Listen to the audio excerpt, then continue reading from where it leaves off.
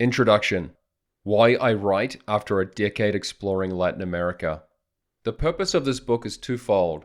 One, to correct misleading narratives regarding Latin America, and two, to explain why the region suffers from chronic economic underperformance relative to Canada and the United States, which I will refer to as Anglo-America. The first objective opens the door to the second, and without profound myths, I would have no motivation to write.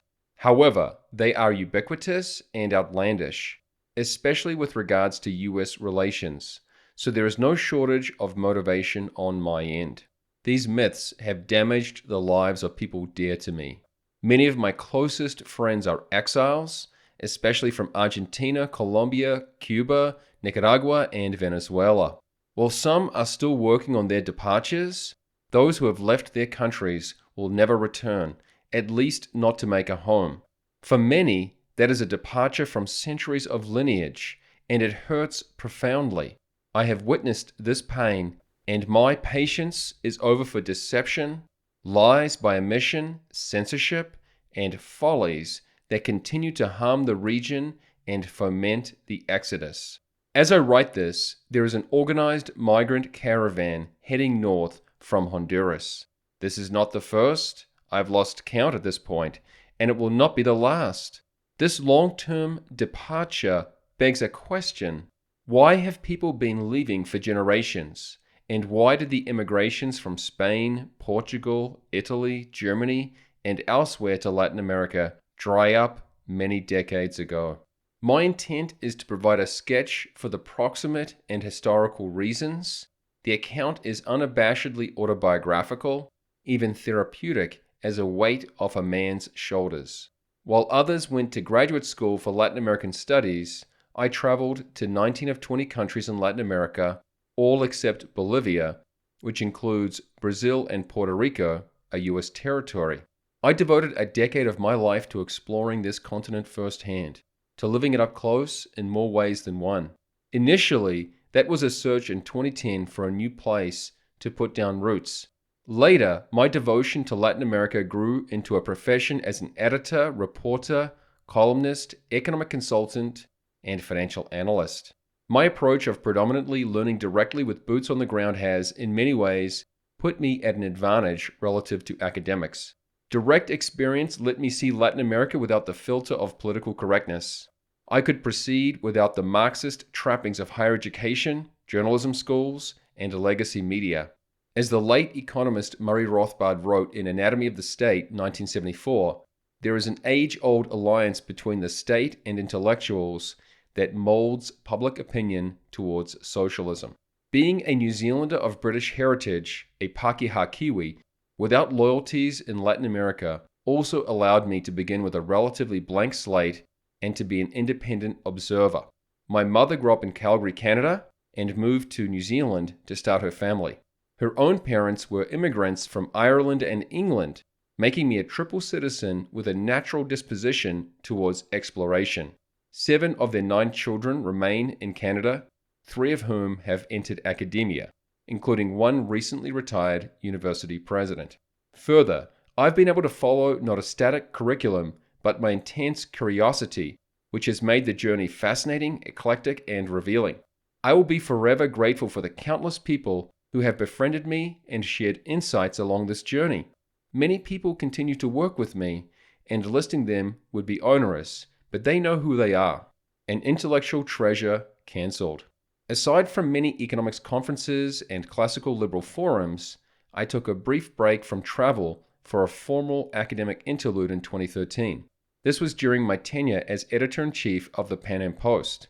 The professional certificate program with what was the Institute for Cuban and Cuban American Studies, ICCAS, at the University of Miami, introduced me to many thoughtful and passionate gentlemen. These experts on Cuban history lived it vividly, including suffering from President John Kennedy's cowardly abandonment with the Bay of Pigs fiasco. ICCAS heightened my awareness regarding the mismatch between history and media portrayals. It has only broadened and crystallized in my eyes with time. The late Nicaraguan President Anastasio Somoza's autobiography, Nicaragua Betrayed, written in 1980 with help from US journalist Jack Cox, is another source that laid bare to me the widespread misrepresentation, contamination, and confusion in Western media. His book, which came out just prior to his assassination in Paraguay at the hands of Fidel Castro's thugs, is an eye-opener on Central America, and it motivated me to write more forthrightly. ICCAS was a treasure I stumbled upon and learned from greatly. Alas, since the Institute was a rare bastion that spoke the truth about communism and the destruction of Cuba, academics at the University of Miami went after it. Despite a flowery promise to the contrary from the university president, Julio Frank of Mexico, ICCAS is no more. Frank fired the entire staff in 2017 and supposedly began a search for a new director. Nothing has come of it. ICCAS's Bacardi House home on campus, where I spent many wonderful evenings, is no longer opening people's eyes and has become another victim of the progressive monolith in higher education. Carlos Aire, a Cuban exile and historian at Yale University, blogged that, quote, "It was an academic massacre. It is clear Frank wanted to shut down the Institute," unquote. Jose Joe Azel, a longtime ICCAS senior scholar who holds University of Miami doctoral, master's, and bachelor's degrees, described the closure as ICCAS Gate with a disingenuous cover-up. You can see why a man feels compelled to speak out. Courageous, brilliant scholars have lost their homes and now their platforms to the thought police, as is so common in this era. Another example is Marco Navarro Geni, a Nicaraguan exile in Alberta, Canada, and biographer of Augusto Cesar Sandino. Fed up with the mob in academia, he exited and now plies his trade as an author, think tank president with the Holstein Research Institute, and columnist with the Western Standard. The ICCAS Certificate Program's director, Azel, to whom I owe a debt of gratitude, became a mentor to me. I have read and reviewed 3 of his books, and one by the other ICCAS instructor, Jaime Shusliki. As I wrote of Mañana in Cuba 2010, if Mañana, tomorrow, ever comes to Cuba, Jose has the plan. Actor Andy Garcia has also narrated a short documentary summary of Shushliki's work. For those who want a quick overview, Cuba, Columbus to Castro, 2015. Why half-truths replicate. One reason why the truth about Latin America fails to spread is that it hurts. Ignorance is often bliss, and pleasant lies spread faster than realities that compel introspection and self-responsibility. Conveying unpleasant realities is also unlikely to win friends in polite society.